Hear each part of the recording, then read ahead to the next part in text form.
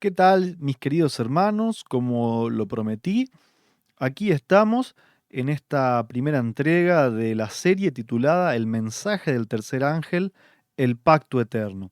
Ahí hemos visto una breve introducción donde describimos las distintas temáticas que van a estar contenidas en esta serie y hoy estamos aquí para abordar el tema número uno, la historia de 1888. Vamos con la introducción del ministerio y a continuación, quédate que juntos vamos a meternos en esta apasionante serie de temas.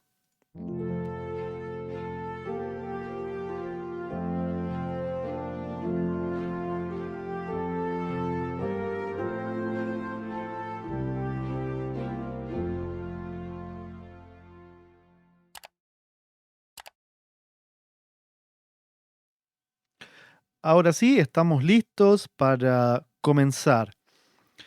¿Qué significa 1888? Quizá para los que tienen una base adventista es un poco más sencillo. Quizás oyeron hablar alguna vez del Congreso de Minneapolis. Justamente en el año 1888 se llevó a cabo este congreso donde hubo una fuerte discusión que dividió a la iglesia en dos sobre un tema muy importante que es el tema de la justificación por la fe. El tema es que cuando hay dos posturas totalmente enfrentadas y tan diferentes, solamente una de ellas puede ser verdad.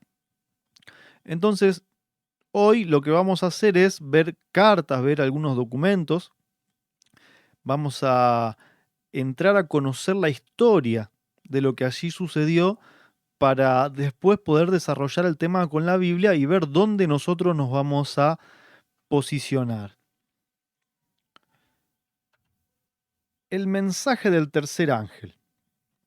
Esto lo escribió, lo que estamos viendo en pantalla, lo escribió Elena G. de White en la Review Angera el 10 de abril de 1890 y dice: varias personas me han escrito preguntando si el mensaje de la justificación por la fe es el mensaje del tercer ángel. Les he respondido, es ciertamente el mensaje del tercer ángel. Entonces acá tenemos la primera afirmación confirmado por Ellen White: el mensaje del tercer ángel es la justificación por la fe. Y ella misma nos cuenta que en su gran misericordia el Señor envió un preciosísimo mensaje a su pueblo por medio de los pastores Waggoner y Jones. Este mensaje tenía que presentar en forma más destacada ante el mundo al sublime Salvador, el sacrificio por los pecados del mundo entero. Presentaba la justificación por la fe en el garante. Invitaba a la gente a recibir la justicia de Cristo que se manifiesta en la obediencia a todos los mandamientos de Dios. Muchos habían perdido de vista a Jesús. Necesitaban dirigir sus ojos a su divina persona, a sus méritos, a su amor inalterable por la familia humana. Este es el mensaje que Dios ordenó que fuera dado al mundo. Es el mensaje del tercer ángel, que ha de ser proclamado en alta voz y acompañado por el abundante derramamiento de su espíritu. Acá entonces tenemos las primeras pistas importantes. Ella vuelve a confirmar que este es el mensaje del tercer ángel, que es el mensaje que debe ser llevado a todo el mundo, y también nos da la pista de que los pastores Wagner y Jones traían el mensaje de Dios. Esto es para que cuando veamos las dos posiciones, nosotros podamos observar especialmente qué fue lo que enseñaron Wagner y Jones, que es tan importante y que fue lo que Dios reveló a su pueblo. Una grieta en el adventismo. En septiembre de 1884, Wagner había abordado el tema de Gálatas en una serie de artículos en la revista Signs of the Times. No solo expuso el tema de la ley en Gálatas, sino que escribió referente a los dos pactos. Temas ambos que eran parte central en su comprensión de la justicia por la fe. Mientras que Wagner continuaba compartiendo esas verdades en sus clases, sermones y artículos en Signs of the Times, se suscitó una fuerte oposición. En 1886, G. E. Butler presidente de la Asociación General, y Uriah Smith, editor de la Review and Herald, orquestaron hasta donde les fue posible una protesta unida contra las enseñanzas de Waggoner. Butler procuró incluso el respaldo de Ellen White a fin de poner fin a lo que él percibía como una grave herejía. Entonces acá vemos cómo no solo la dirigencia, ¿sí?, representado directamente por su presidente, sino que Uriah Smith, en representación de algunos de los pioneros adventistas más importantes que habían sido pedestales y rocas en el fundamento de lo que fue los primeros años del adventismo, ¿no es cierto? Siempre, bueno, echamos la culpa a los dirigentes, parece que fuese fácil pegarles, pero en este caso también grandes valores del adventismo fueron los que rechazaron la verdad de Dios e insistieron en sus propias interpretaciones de los temas, tanto de los dos pactos como de la ley en Gálatas. Para cuando tuvo lugar la asamblea de la Asociación General en Minneapolis, en 1888, esa oposición se había extendido a la práctica totalidad de la dirección de la Iglesia. No es de extrañar que cuando Ellen White respaldó las presentaciones de Waggoner sobre la justicia por la fe en la asamblea, incluyendo tanto la ley en Gálatas como los pactos, muchos comenzaran a cuestionar el don profético de Ellen White. Como sucedió en todas las épocas, si el profeta dice lo que a mí me gusta es verdadero, pero si me incomoda y dice lo que no estoy de acuerdo, deja de ser profeta. Y ojo, que esta actitud también la podemos estar tomando nosotros cuando no entendemos ciertas citas complicadas. Optamos por lo más fácil, que es empezar a rechazar los testimonios, diciendo que hay una infiltración jesuita, que está mal traducido y la mar en coche, pero no presentamos los fundamentos necesarios para confirmar lo que decimos, sino que es la escapatoria más sencilla.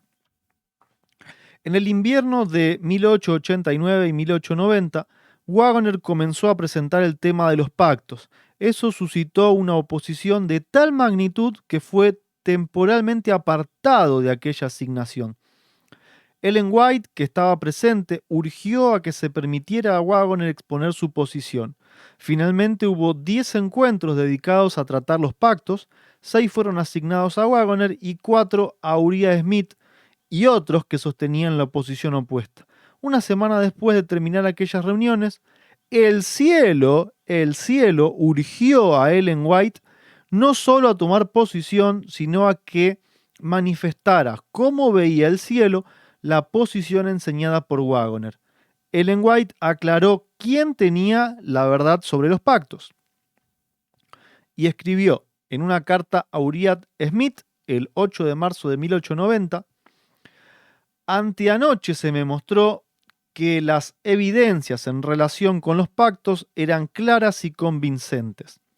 Usted mismo, Uriah Smith, el hermano Dan Jones, el hermano Porter y otros están malgastando en vano sus poderes de investigación a fin de sostener una posición sobre los pactos que es discordante con la posición que el hermano Waggoner ha presentado. Si hubiera recibido la luz que brilló, no habría imitado ni caminado en la misma forma de interpretar y desvirtuar las escrituras como hicieron los judíos. Engañaron al pueblo, hicieron falsedades. La cuestión del pacto es clara y será recibida por toda mente sincera y sin prejuicios. Pero fui llevada allí donde el Señor me dio una vislumbre del tema. Usted ha dado la espalda a la plena luz, debido a su temor de tener que aceptar el asunto de la ley en Gálatas. No voy a explicar específicamente el tema de la ley en Gálatas porque tenemos 2 capítulos de esta serie donde justamente lo vamos a ver. Pero sí, lo que entendemos de todo esto es que rechazaron el tema de los pactos porque no querían cambiar su posición con respecto a la ley de Gálatas. Y dice que dio espalda a la luz y que empezó a desvirtuar las escrituras como hicieron los judíos y a engañar al pueblo. Esta carta fue dirigida a Uriah Smith y aplica también a sus compañeros, ¿no es cierto?, a Butler y al resto de esos pioneros adventistas que estaban de acuerdo con ellos. Desgraciadamente, eso no puso fin a la oposición contra la postura de Waggoner sobre los pactos. Si es que logró algo, fue hacerla más acerba. Antes de 2 años, Ellen White había sido exiliada a Australia y Waggoner enviado a Inglaterra.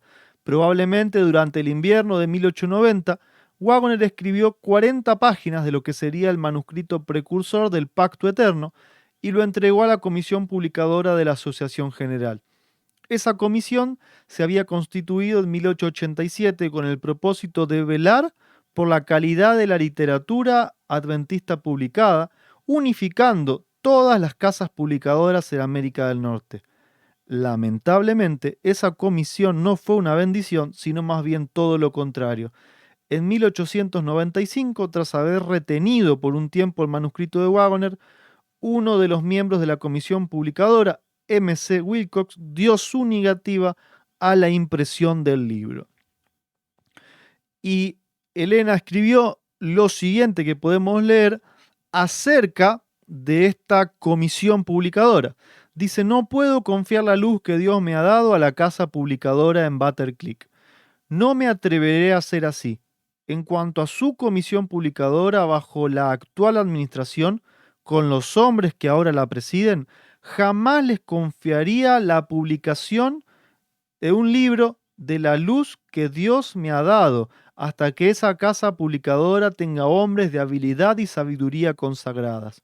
En cuanto a la voz de la Asociación General, no hay voz de parte de Dios a través de ese cuerpo que sea digna de confianza.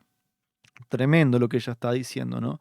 A partir de ese rechazo de estos grandes temas, Dios quitó su mano, quitó su bendición, tanto de la casa publicadora como de la Asociación General. Parece que fiel a su propósito, Waggoner acabó su manuscrito del libro del Pacto Eterno hacia mayo de 1896. En lugar de enviar el libro para que fuera publicado en América, publicó los manuscritos como artículos semanales en The Present Truth, revista de la que en ese momento era el único editor. Los artículos aparecieron durante un año hasta mayo de 1897. Recordemos que Waggoner había sido enviado a Inglaterra porque en Estados Unidos ya molestaba demasiado, ¿no? Y fíjense lo que dice Elena White en la carta 77 con respecto a la revista que editaba Waggoner.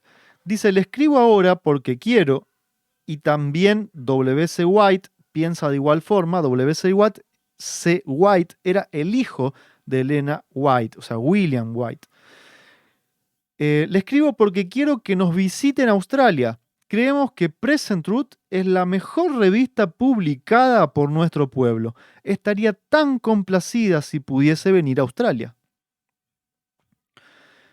El libro de Waggoner nunca se llegó a imprimir en Estados Unidos, por lo tanto nunca fue ampliamente difundido. Tampoco se reimprimieron sus artículos en Present Truth.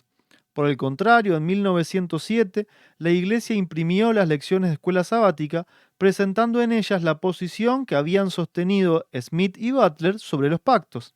En 1908, Underwood, quien se había opuesto a Jones y a Waggoner en Minneapolis, presentó la postura popular de Smith y Butler en su libro de 72 páginas, The Law and the Covenants, an Exposition, o sea, esto es una exposición de la ley y los pactos, y escribió, por ejemplo, entre otras cosas: ha existido considerable confusión sobre las promesas del viejo y nuevo pacto. Algunos han sostenido que el viejo pacto consistía principalmente en las promesas del pueblo. Eso está lejos de la verdad. A medida que avancemos en esta serie, vamos a ver que justamente la verdad que Dios le reveló a sus siervos es que el viejo pacto no viene de Dios, sino que son las promesas del pueblo hacia Él, promesas inútiles de querer por su propio medio guardar la ley. Sin embargo, acá vemos que este señor en su libro escribe que eso está lejos de la verdad. También eso se enseñó en las lecciones de la escuela sabática, y de esta manera dieron la espalda a la luz que Dios había dado a través de sus siervos. Hacia principios de 1910, Butler no tenía problema en hacer saber a A.G. Daniels cómo se sentía respecto al mensaje que Jones y Waggoner trajeron a esta denominación en 1888. Se refirió especialmente a la posición de estos sobre la ley y los pactos, y me dijo con considerable énfasis que él nunca había podido ver luz en sus mensajes especiales y que nunca había aceptado la posición de ellos. Vemos como entonces el presidente de la Asociación General luchó todo el tiempo contra la verdad de Dios, nunca vio luz en esos mensajes especiales y se esforzó por luchar contra los siervos de Dios. Es muy triste lo que pasó y por eso es muy importante entender esta historia de Minneapolis en 1888. Hasta aquí vamos a llegar con esta primera presentación, ¿sí? No quise hacerlo de una forma extendida, sino que esto es suficiente para entender el contexto, ¿sí? De los temas que vamos a ver. ¿Por qué se desarrollaron? ¿Por qué sucedió la discusión? ¿Y quiénes estaban de un lado y del otro? Los invito a que puedan acompañarme en el próximo capítulo, que se trata de un error en el adventismo, se titula también de esa forma, un error en el adventismo, donde vamos a ver justamente la posición de tanto de Butler como de Uriah Smith en cuanto a estos temas de los pactos y la ley. Los invito a suscribirse al canal Ministerio Séptimo Milenio en YouTube y a tocar la campanita para que puedan recibir las notificaciones de cuándo se van a ir haciendo los estrenos de los próximos capítulos de esta serie del mensaje de los tres ángeles, el pacto eterno. Bendiciones para cada uno de ustedes.